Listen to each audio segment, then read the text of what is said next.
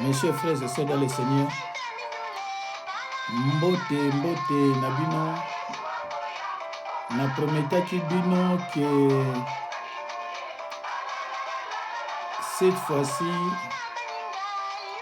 liloba ekozala chaud. Yango wana lokola bovani mingi na ndako, ekozala malamu mingi bolanda ngai. Mes chers frères et sœurs dans le Seigneur, mes chers frères et sœurs dans le Seigneur, le thème de notre enseignement d'aujourd'hui est intitulé Satan est à la fois un imposteur sur la terre et un persécuteur d'âmes en enfer.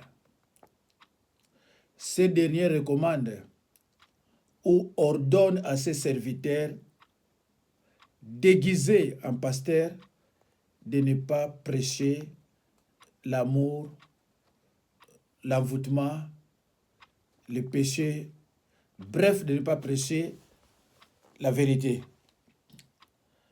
Bandeko na ngai na osenga na bino mateya obo landango penza attentivement po na boyeba batu oyo bayaka oyo ya tinda po baya kokosa bino bazoya base déguisé tangu base déguisé azoyela yo na makambo moko boye yo makambo pezaka ya solo.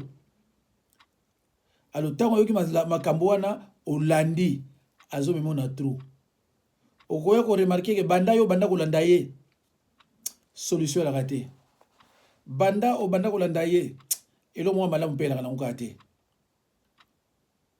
babitumbo zaka nango ezaka nango kaka banda o banda kolanda bango bande kotokei. Frères et sœurs en Christ, j'adresse un message d'amour surtout aux sorciers et satanistes pour vous dire que le maître que vous servez est cruel. Il vous impose des douleurs, des souffrances et des sacrifices pour le servir, pour que vous obteniez de lui la puissance. Je vais vous dire qu'il y a un autre Dieu. C'est un Dieu qui peut être servi avec amour et pureté. Ce Dieu véritable appelle votre maître Satan. Satan n'est pas un Dieu qui prétend être. Satan est un menteur. Il n'est qu'une créature et pas le créateur. Satan est à la fois un imposteur sur la terre et un persécuteur d'âmes en enfer. Mes chers frères et sœurs, Satan est à la fois un imposteur sur la terre et un persécuteur d'âmes en enfer. Ndeko, oyo servir awa. Kaka ye mutako faire souffrir yo na lifelo. Tango olobana yeke Satan ya olobana non comme on a accusateur tanga na apocalypse. Ndeko na ngai faut baliloba. Yo bazolo bano repentez-vous. Olingite, repends-toi olingite. Ozomona ko servir mutu moko, mutu kwa nzambe. Nzoko za nzambe taza créature. Alors ndeko nga un imposteur c'est qui? Personne qui trompe par de fausses apparences, qui se fait passer pour quelqu'un d'autre. Mutu na lokuta. Azolo bano ngana za boye. Nzoko za rien. Azolo bano ke yoso la ninga yo za bien. Parce que ngana za bien. Nzoko zo bisoma ko lokuta. Un persécuteur se fait souffrir. Mutu o alingo faire souffrir bato. Celui qui fait souffrir par des traitements cruels et injustes. Ce qui vous dans 1 Corinthiens, non, dans 1 Timothée 1,13. Bozomona même Paul alobaki. J'étais auparavant un blasphémateur et un persécuteur. Parce que abana faire souffrir bato. Alors Satan, yepe aza persécuteur. Ndeko ngai landa mateya ou bien bandela kango sova na ndako na yo oyeba ko bebele. Je vous prie de prendre la peine un moment. Pourquoi Satan exige-t-il que vous répandiez le sang? Pourquoi Satan, votre maître, exige-t-il que vous fassiez les choses qui sont les plus horribles à faire par des êtres humains? Pourquoi exige-t-il la vie de vos précieux enfants? Pourquoi exige-t-il que de petits enfants sans défense soient violés et torturés? Pourquoi Satan vous affirme-t-il que c'est le seul moyen d'obtenir la puissance? Pourquoi? Vous donnez la peine de réfléchir à cela. Mes chers frères et sœurs, la plupart d'entre vous n'avez jamais connu l'amour véritable. Vous ne savez pas ce qu'est l'amour. Combien mon cœur languit de vous dire que le véritable amour existe effectivement. Que c'est l'amour véritable. Qu'est-ce que c'est l'amour véritable?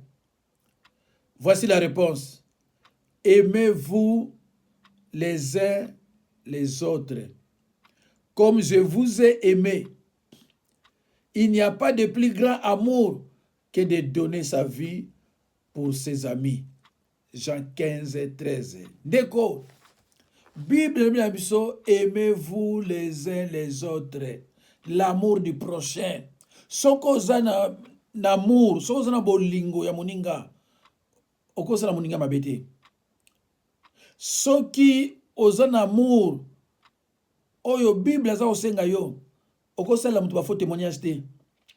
Soko zo sala biloko wana parce que amour ezana yo te. Pe oza mwana nzambe te. Mwana nzambe esengeli azana amour. Ndeko nanga tobi makalibanda ya makomi te.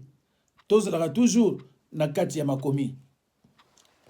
Quel maître impitoyable!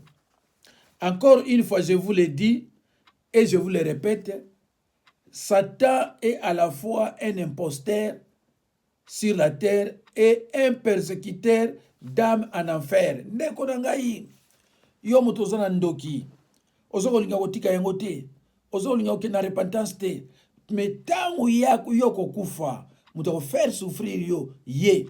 Parce que ye moto apesaka ke okufa na ba 90 ans, okufa na ba 102 ans, o umena na mukili. Mais kuna ta okoma kuna, oko umena na lifelo, ndenge pe umeri awa na mukili oyo. Ndeko zala mayele. Quel maître impitoyable vous servez? Écoutez la recommandation de votre maître.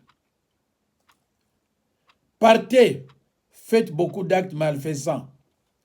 Blessez, affligez, brisez les foyers et détruisez les familles. Séduisez les chrétiens faibles. Envoûtez-les. Prêchez-leur de faux enseignements. Ne prêchez pas la vérité. Et trompez autant que vous pourrez. Ne prêchez pas le péché et ses conséquences. Ne prêchez surtout pas l'enfer et le paradis. Ça n'existe pas. C'est du mensonge. Bandeko, oyo na base kozala 0526. Mais soki oyoki makambo oyo zongela 0525 oyo kayango. Okomona ba recommandation o ba pesi awa. Yango na mosali na ye azo salela. Ndeko na ngai soko lingo yoka te italio. Menga na kolinga na senga na yo ndeko na ngai oyoka ozala bien. Alobi na bango prêchez bango ba faux enseignement. Ne prêchez pas surtout la vérité. Bayeli bino ba mateya ba discussion ya koswana ya ko critiquer bato yo zo beta baboko. ndeko soki basala po bamonelaka yo na vie bana lelo bima eza péché kozwa elongi ya mutu tata ya bana aza na mwasi na bana na ye yo bimisa ye na ekran ofingaka ye charlatan oyaki elongi misisa e mutu ndenge na yo ozobenge mosali na nzambe péché de participation au condiment. J'ai toujours dit à mes disciples, ne soyez pas mes fanatiques. Soyez plutôt des fanatiques de la parole de Dieu. Yo le kolo za ko fanatique ya moto. Po ba yebi so ke moto na zaki musicien. Bon musicien au salon loni. Po ba yebi so ke moto na zaki danseur. Bon danseur au salon loni. Ngana za ko prêcher, so za mato yoka. Batinda bango na satan bana la mission. Azoya na maloba mo kitoko. Mais ko prêcher bien moté. Yo la ni maloba na kitoko. Olio tuna ye o confessa ki péché pa yuwapi. Nani a aida ki o confesser péché. Ozo koko tuna yango te, mais ozo ko avale o yazolo banayo. Merci. Aveugler leur cœur, intelligence et tromper les croyants. Excitez-les à accomplir leur propre volonté. Oppresser les croyants. Emprisonnez-les dans les ténèbres. Disqualifiez les serviteurs de Dieu. Poussez-les à la distraction et occupation. Endurcissez leur cœur. Prenez contrôle de leur vie. Ivrognerie, impudicité, drogue, occultisme, idolâtrie, en niant l'existence de Dieu et de Satan. Ne pas leur permettre de lire la Bible. À la place, leur donner l'intérêt de lire des ouvrages autres que la Bible. À lire des histoires amusantes, les magazines de notre bibliothèque et d'autres livres moins intéressants à leur vie. Dis-leur surtout de ne pas donner la dîme, les offrandes, de ne pas s'aimer, ce n'est pas biblique. Ainsi, quand la tentation viendra, ils n'auront plus la force de résister. Ne jamais leur permettre de gêner pour une cause juste. Et s'ils le faisaient, ils seraient forts et nous serons détruits. Alors, bandeko, mutu moko autai ko leka awa. Abibo jenaka te, eza biblique te. Mais ako kuta na verset moko boye, verset ngo lobi,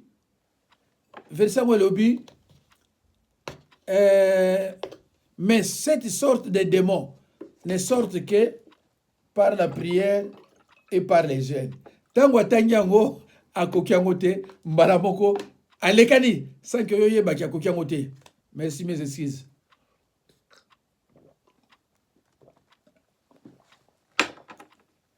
Alors bandeko,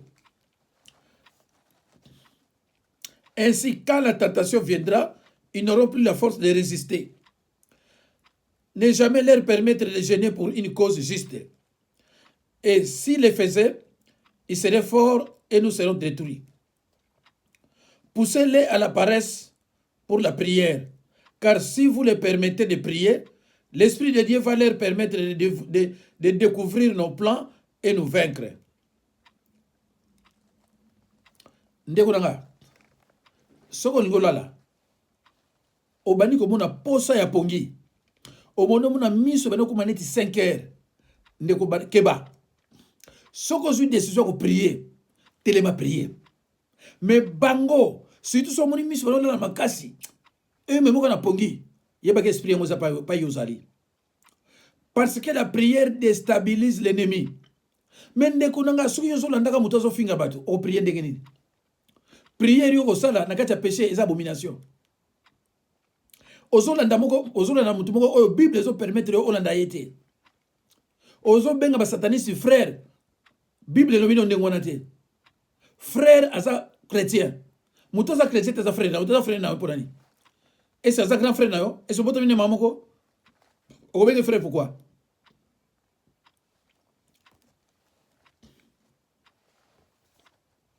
Pardon. Poussez-les à la paresse pour la prière. Car si vous les permettez de prier, l'Esprit de Dieu va leur permettre de découvrir nos plans et nous vaincre. leur demander de rester pauvres, car le royaume de Dieu est pour les pauvres. Et de ne pas s'aimer les uns les autres, afin qu'ils ne soient pas unis et que notre plan se réalise. Ndeko, amour fraternel, ezolo bato la uni. Bango bazo tinda bango sala tout la unité. Il faut les diviser. Il faut critiquer les pasteurs. Comme ça, bazala diviser. Ndeko nanga. À partir de logo yozolanda. Message ozolanda. So omoni muta prêcher ka division. Mbala moko yebi ki aza Satan. Même ya wangani yeba yango ki aza sataniste. Ndeko, botela bango banda baya ba sataniste. Est-ce que va prêcher l'amour? Est-ce que Maman Kalanga prêche l'amour? Est-ce que Charouf a prêché l'amour? Est-ce que il faut que sataniste a prêché l'amour? Landa bate yana nyoso amour ezate. Landa mate yana nyoso la critiquer te na lobby vérité amour ezate. Landa ba sataniste mususu so bazo prêcher ba prêcher na ba amour te. Et voilà. L'amour c'est aimer. Aimer c'est penser plus à l'autre qu'à soi-même. C'est par l'amour, on est enfant de Dieu par les signes d'amour. Jésus-Christ a gagné le monde par les signes d'amour. Yo se koza l'amour te. Musano ko finga ka batu, ko kota na ba femme batu, ko luka ba problème na lokuta oyale obimisi na télévision. Et ko yela yo ko yebate par manque d'amour ozo sala biloko wana. Mes chers frères et sœurs, ngana terre ba disciple nga toujours amour. Na zangi saka yango te. Na 1 Corinthiens 13, 13.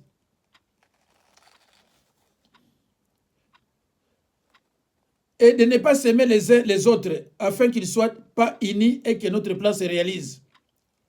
Ne pas leur permettre de s'aimer d'un amour véritable et sincère de leur maître Jésus. Qu'ils s'aiment de la bouche, mais pas de cet amour venant du cœur. Les amener à se critiquer les uns les autres. Ah, t'as la vidéo de 525 on a tout ça là. Besoin on peut les lots. Au moins on a ba critique au fingana. Mais c'est ici nous sommes mami. Et ça recommandation mettre na bango. Yo siko landa kango ozo se pelaka. Ah ba critiquer Denis Lesi. Ah ba critiquer nani Roger Baka. Ah ba critiquer Kingandi. Ah ba siko ba yeli on a lukuta ko dénoncer. Ah ba dénoncer Denis Lesi. Ah ba dénoncer Roger Baka. Yo zo kanisa moza ko dénoncer. Or que ça ko critiquer. Yo koti kuna. Yo koti kuna zano na kindokite. Ba camarade no baza bandoki ba koti kuna. Lukolo baleke bele yo polandi. Ndeko na ngai mukolo ko kufa. Mukolo za prêt ko kufa. Pasi okomona. Bako tuna yo. Pasteur Jacques a prêché kango Olanda kaye ote. Kenena okuna. O botika na kineko confesser ba biso so komi awa. Ba kene su ko confesser te. Il fallait confesser tant que pasteur Jacques a koloba. So bazolo banonga ya serviteur de Dieu. Ozo mona ti blague parce que ozo mona na mukili oyo to sekanga na yo. Mais so kité e welo babe. Nazana moi mo luba na délivrer ki yena ba na ye. Ba yebisi babi awo na kisasa kano to kokate. Mais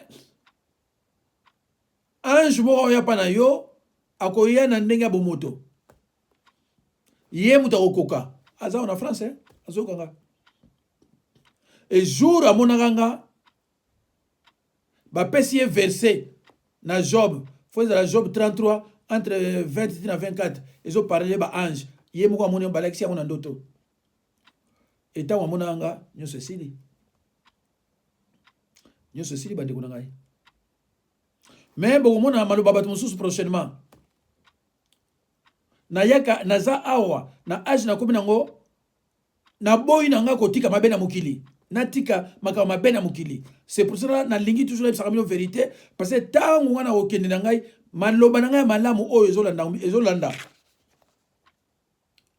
Les amener à se critiquer les autres, leur donner la liberté et la sagesse dans les mensonges et à dire toujours les mensonges. Petit à petit, ceci va contribuer au lien pour les amener à entrer dans notre royaume jusqu'à la cité de feu pour toujours. Laissez-les connaître tout sur le retour de Jésus, mais les obligeant et de leur en penser qu'il y a encore du temps et de leur dire que ceci pourra avoir lieu dans 110 ans, 200 ans ou plus, alors qu'en réalité Jésus revient bientôt. Et il tient toujours sa parole, qui ne témoigne pas ce que Jésus a fait dans leur vie. Pour ceux qui ont la TV, leur pousser à rester souvent devant leur TV pendant des heures et des heures, afin qu'ils n'aient ni le temps de lire la Bible, ni de prier. Ndeko nangai. Ndeko. Balobi o témoigner tema oyo Jésus a sali na vie na yo. Ndeko.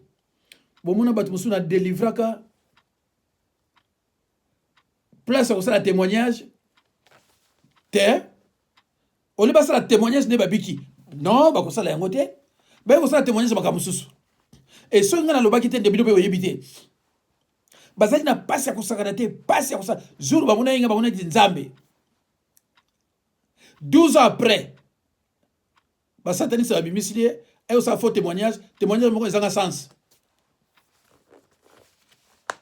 Au lieu à témoigner, oh Jésus, ça na vie na ye, rien. Il y a on a passé l'anda ye na bana.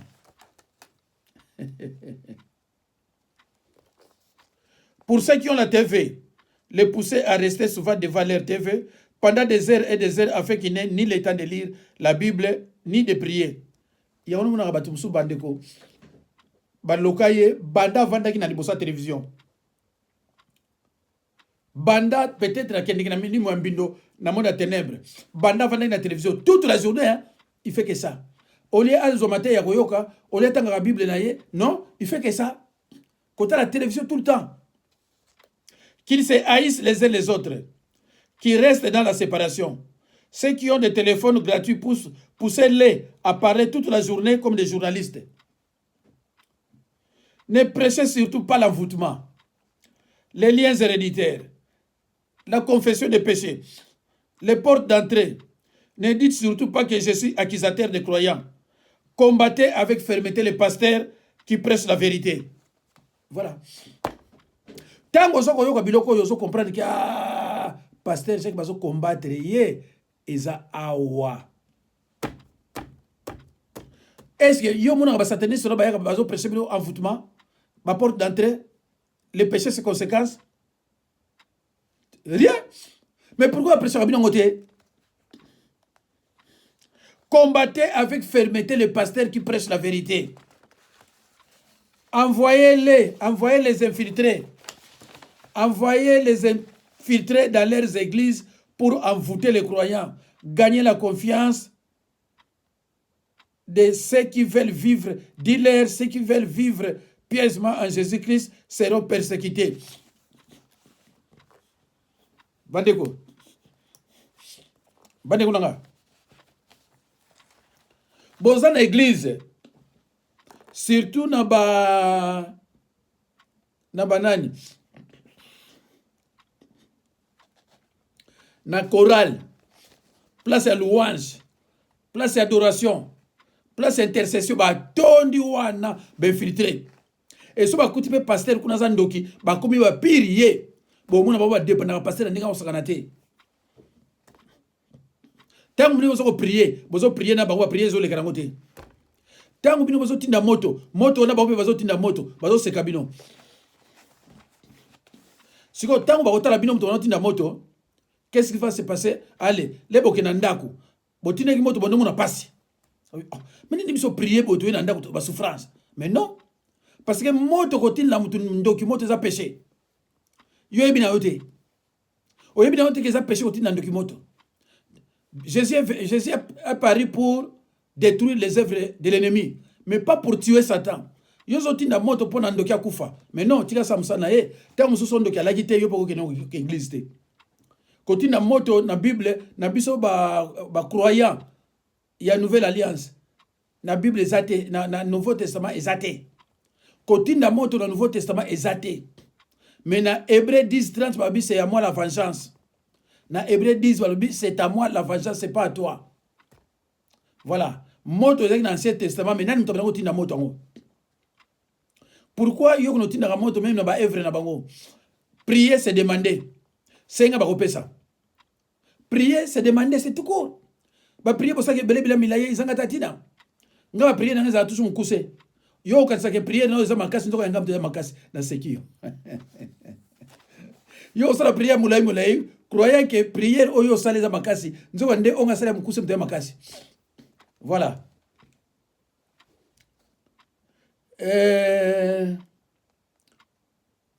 Briser l'unité de l'église, supprimer tout enseignement précis concernant Satan, attaquer directement par la sorcellerie les pasteurs ou les anciens de l'église, détruire la vie de prière, dites-leur n'exigez point, vous serez récompensés. Deko, bando ki ndenge balingi verset oyo n'exigez point. Yango nozomona bana bazo ki ndenge ba église ba maladi banini babika kate parce que ba infiltrer baza kuna bango nyonso. Surtout ce qui n'est pas église na bino ba pasteur bazane ti mama Kalanga, Jean-François Ifonge, oh mama nani, oh e ba mususu wana. Ba pasteur Jonas. Ndeko. Bobondo yo ka bazolo baka bien, mais lobiko zate. Ndeko na tekena bino ba comme muke ya ba sataniste.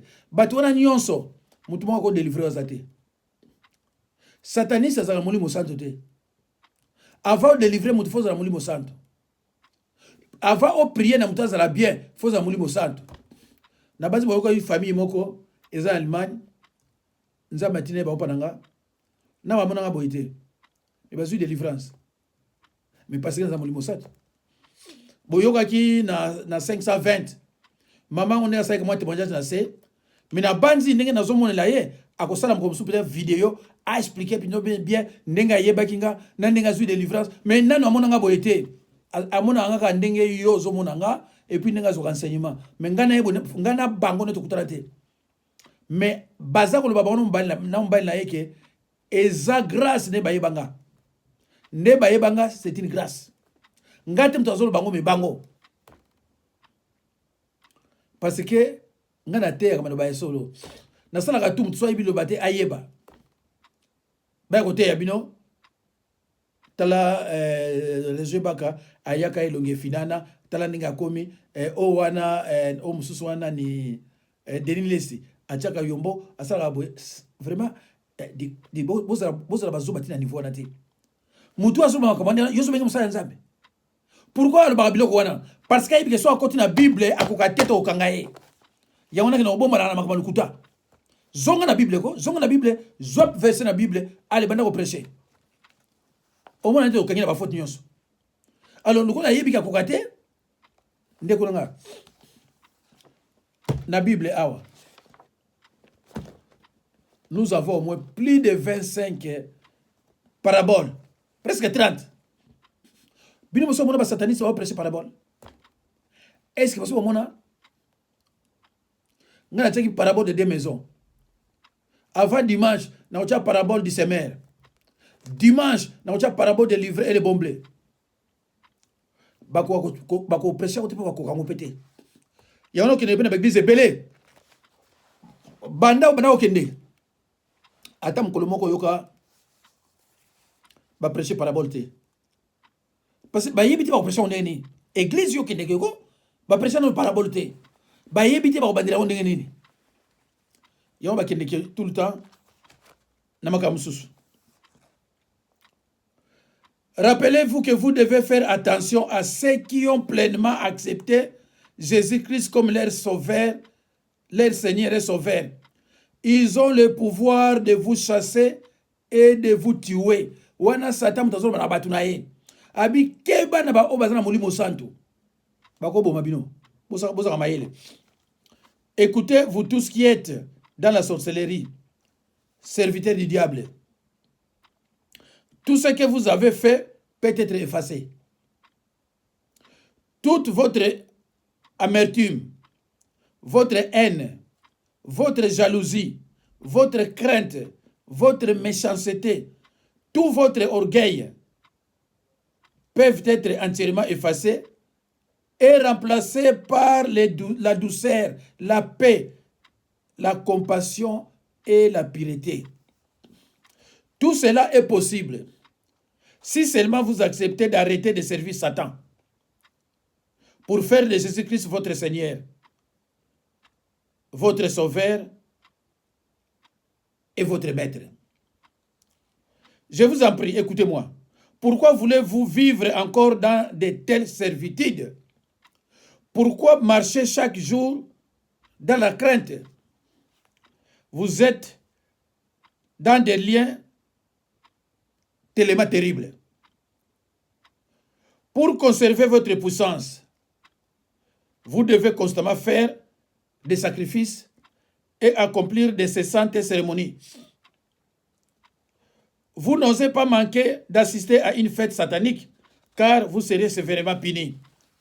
Parfois, vous n'avez rien fait de mal et vous êtes pourtant punis. Presque tous parmi vous souffrent d'une maladie démoniaque ou d'une autre. Pourquoi?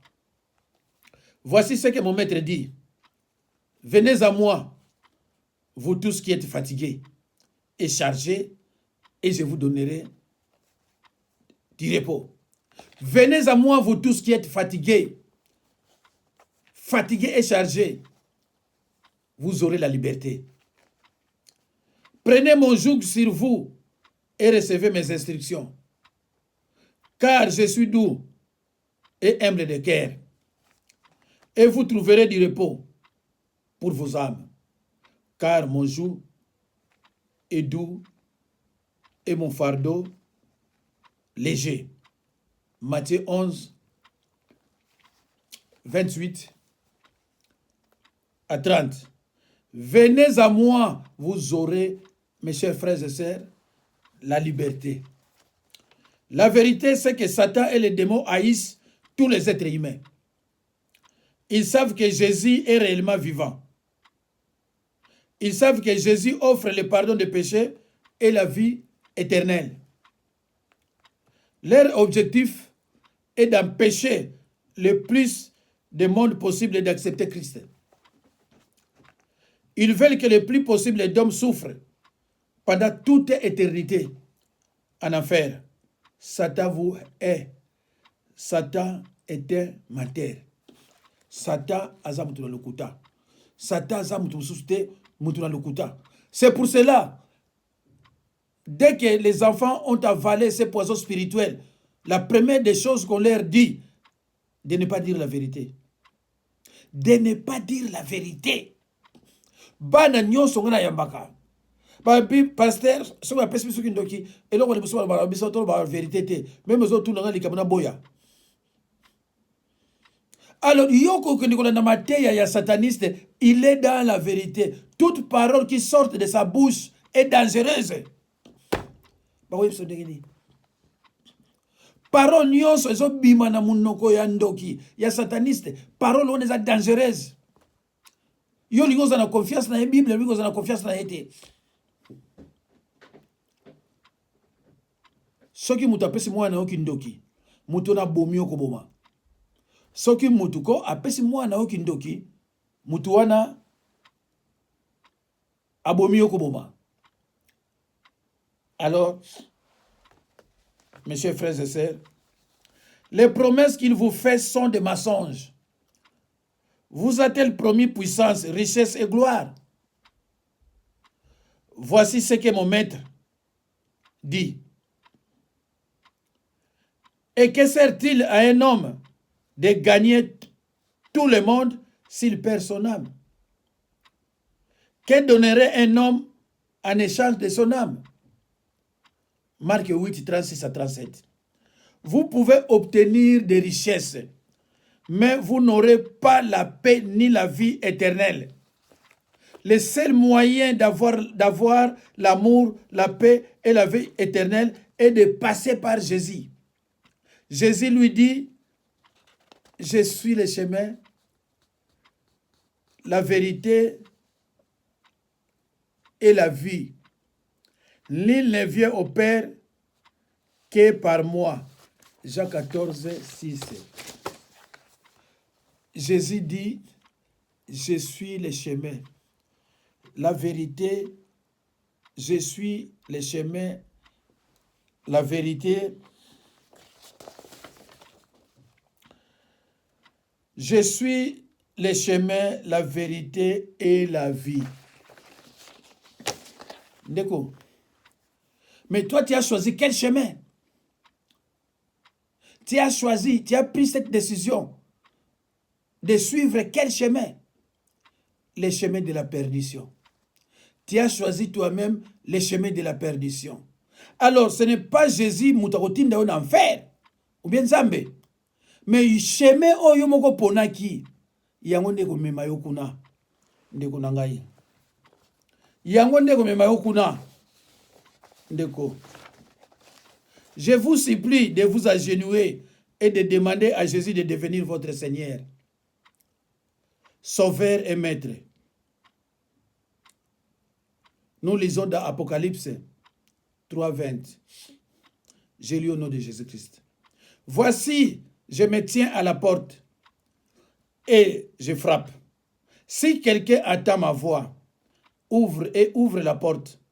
J'entrerai chez lui, je souperai avec lui et lui avec moi. Ndeko nangai, soko za nandoki, toza sataniste, soko ki mate ya oyo changer te, ya yo enfer eza confirmé. Soko yebi mutu na famille na bino, azana misala, ozana WhatsApp na yetini les messages oyo. Ne voulez-vous pas ouvrir la porte de votre cœur? Comment le faire? Contactez un serviteur de Dieu. Je sais que cela vous semblera dur, mais c'est la pure vérité. Fondée sur la parole de Dieu. Je sais que cela vous semblera dur, mais c'est la pure vérité. Fondée sur la parole de Dieu. Il n'y a pas de sortie facile. Jésus dispose de tout pouvoir et de toute autorité sur Satan et ses démons. Et vous pouvez disposer de ce pouvoir. Satan ne lâche pas ses serviteurs facilement. C'est très clair. Dès qu'on a po obimakuna na monde à ténèbres, aux sous satanistes, aux la société, c'est pas facile. Parce que Satan ne lâche pas ses enfants. C'est pour cela que monaka mutazo ya bino lokuta ke balokotinga. Nzambe alokotaka sataniste te. Nzambe alokotaka sataniste te. Nzambe alokotaka société. Soki balobi na bino ke Nzambe alokoti eza lokuta.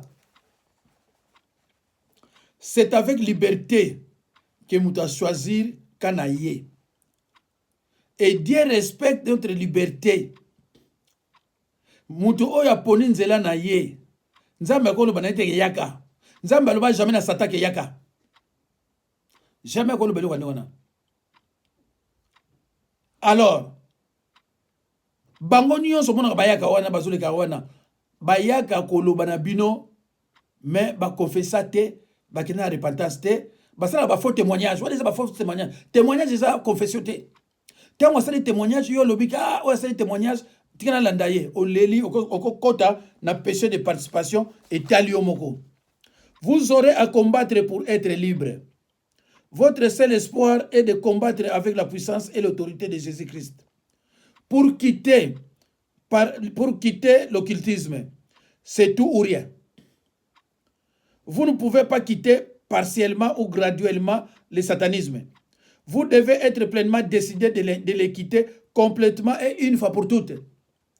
Deko, ceux qui ont quitté un monde où on a sataniste, quitter le Béla. Mais ce n'est pas que au quitter aux zongi, bon, on a ça sur repentance et si barasouste. Ce qu'on dit repentance, suivi de repentance sincère, au bimi, qu'on a souste. Et ce qu'on zongi, et si pour nous, repentance ou la souste. Yo on a zoïb sayo. Neko soko la ni mate ya oyo. Kabola on a bateau yo yebi. Mais boko le ka 2 jours te. Bozo sumi balé ya kusakana te. Boso mabakaye po bateau belé baso bakaye.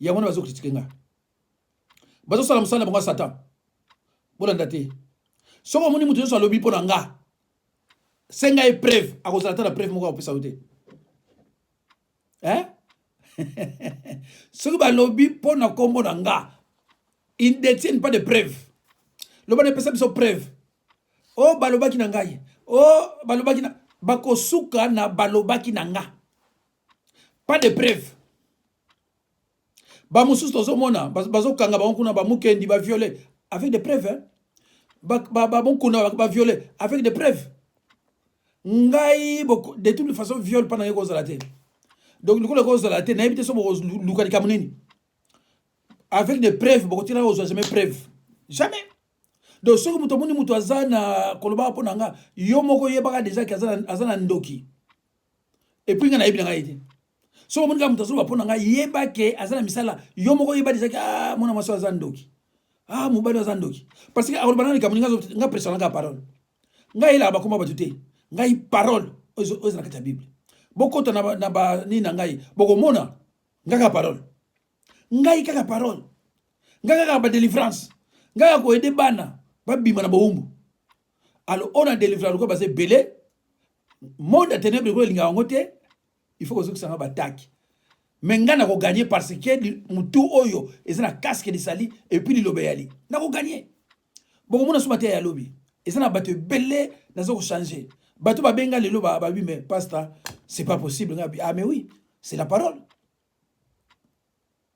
au moins nous sommes benga pasteur na to mona musa nza minute yote combien de bateaux pour bazo mateya oyo ezo changer eza mateya te ozo tinda bino boko no sona kana bateau boko no finga ka bateau yo zo kolanda muto aswaza kana bateau afinga ka bateau tale longi yaka ezalaki neti longi misisa okomi boye yo zo landa ye ameza mawa mingi ndeko na ngai donc famille na yo zana éducation mabe ba parents no bazana éducation mabe yo pozana éducation mabe mobali no bazana éducation mabe to moi si no bazana éducation mabe parce que bana ba kolanda mutani ngona te bana oyo nga ba kolanda te yo zo pourquoi pour quel intérêt intérêt ni ozo soa mutasimi bible afinga ka bateau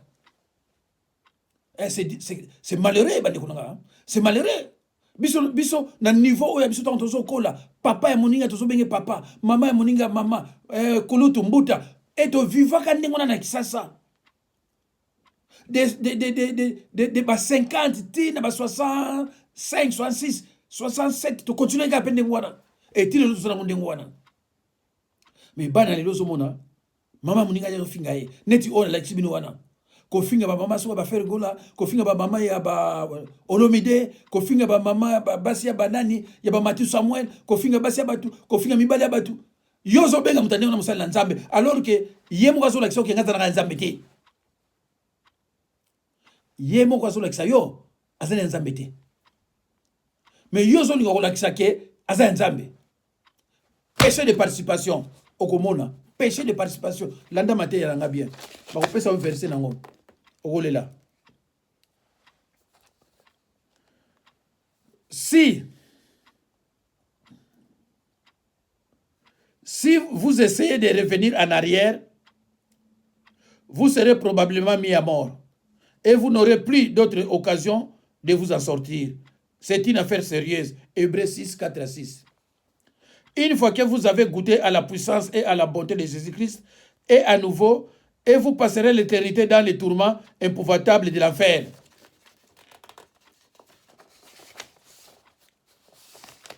Mes chers frères et sœurs, dans le Seigneur, les démons en vous et autour de vous feront tout pour vous empêcher de le faire. Mais ils ne peuvent vous arrêter. Vous ne pouvez pas servir Jésus et Satan en même temps. Matthieu 6, 24. Ndeko nanga, ba démon o ba pesa otambola na bango, po yo za mokonzi ba démon. Ba ko lingate yo bima. Mais ce qu'on a décidé ba ko empêcher oté. Ce qu'on a décidé ba ko empêcher oté. Parce qu'on ne peut pas servir Jésus et Satan en même temps. Tant que vous servir batumimi balewana, oko basculer mingi, côté oko basculer pas Satan. Parce qu'il y a une personne puissance, il y a une personne qui est au mutu, il y a une personne qui est au vim samutumisu, il y a une personne qui est au salam tubabe. Donc, au côté kuna. Quiconque prononce le nom du Seigneur, qu'il s'éloigne de l'iniquité. 2 Timothée 2:19. Ndeko nangai. Ceux qui ont prononcé combo ya Jésus-Christ, il faut l'ongo na méchanceté, il faut bima. Ndeko, si vous avez biloko yoko, vous avez déjà que moutola za nzambete. Parce que le verset biblique est ça qu'on parlait. Et le biso qu'on prononcé combo ya Jésus, bima na makambo ya mabe, bima na makambo finga bato, bima na makambo tonga bato, bima na kindoki, bima na kimoyibi, bima na makambo bele, bazo no bima kuna. Verset biblique à moi. La Bible dit clairement de ne pas utiliser le nom de Jésus-Christ comme une formule magique. Actes des Apôtres 19, 30, 13 à 20. Actes des Apôtres 19, 13 à 20. Vous devez vous séparer complètement et totalement de toute iniquité. Je sais très bien que ce sera une chose très difficile à faire parce que presque tout ce que vous avez vous a été donné par Satan. Et que cela non passe pas bima po biloko juste ça nango mutu apesa yango Satan. Yo mutu na code ya obima ndengeni. Pour bima faut restituer. Or que code ya permettait osuma ba 3 ndako 4 ndako. Obima ndengeni. Mais obima ndengeni parce que tant ngo mi ba no restitution. Mais ça a déterminé par vraiment ça l'ensemble okobima. Hein? Ça a déterminé par vraiment ça l'ensemble. Le combat sera de longue haleine. Mais okobima. So ko ngo bima. Mes chers frères et sœurs dans le Seigneur,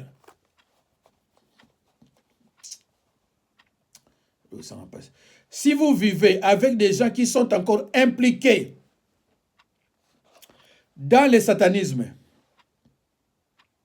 et qui ne veulent pas se repentir, vous devez vous en séparer, quel qu'en soit le coût. Sinon, vous serez placé sous une influence satanique puissante et vous serez violemment attaqué. La Bible dit dans l'évangile de Matthieu 10, 23, quand on vous persécutera dans une ville, fuyez dans une autre. Ça c'est Jésus. Hein? Oh Jésus, hein? Quand on vous persécutera dans une ville, fuyez dans une autre. Et si vous vivez avec des gens qui sont encore impliqués dans la sorcellerie et qui ne veulent pas se repentir, vous devez vous en séparer, quel qu'en soit le coût.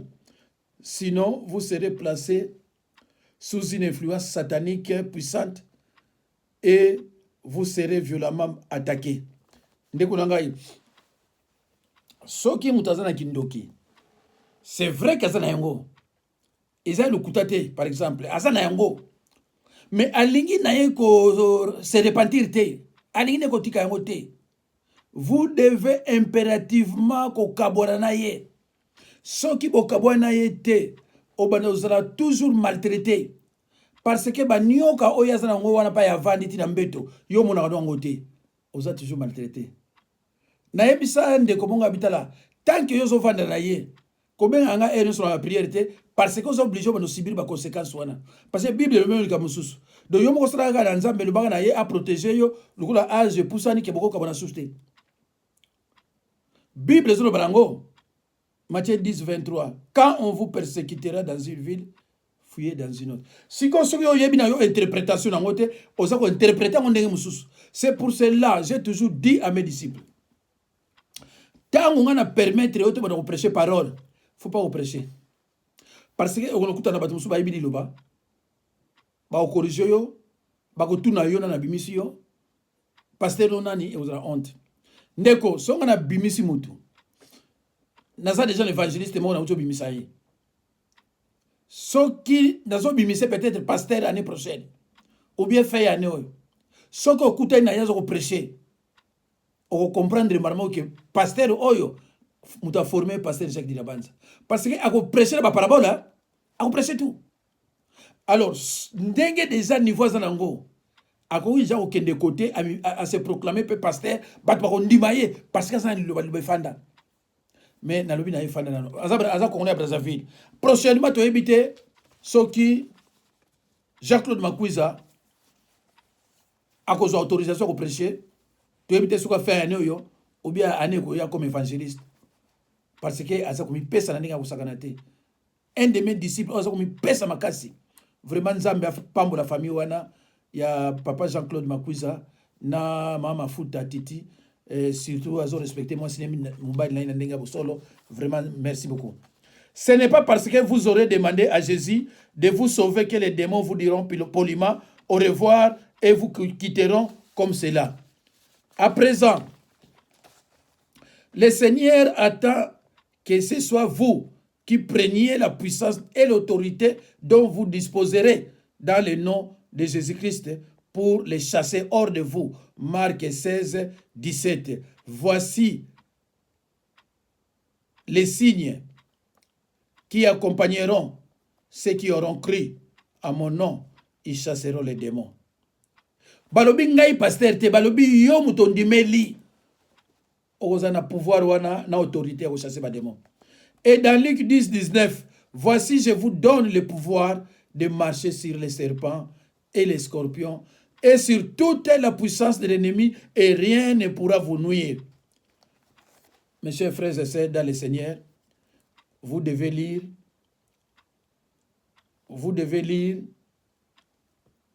étudier et apprendre la parole de Dieu. Vous devez lire et étudier. Non, vous devez lire, étudier et apprendre la parole de Dieu. L'obéissance au Seigneur est une nécessité absolue.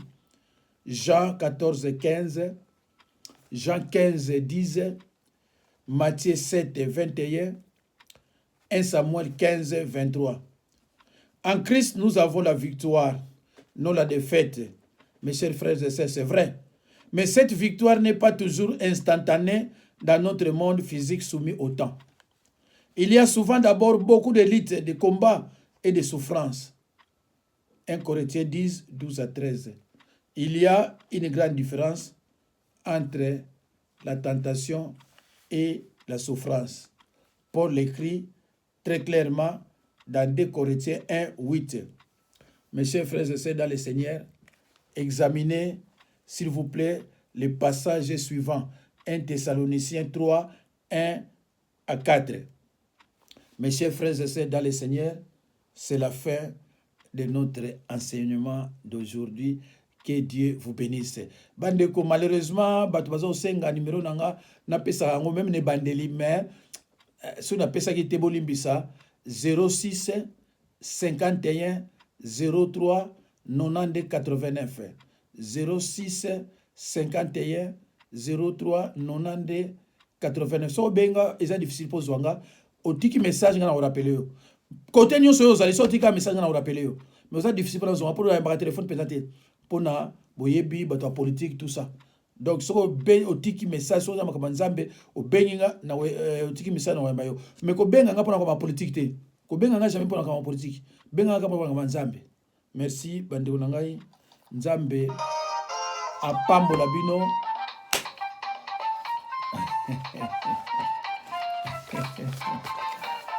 Pasteur Nabila Mukongo.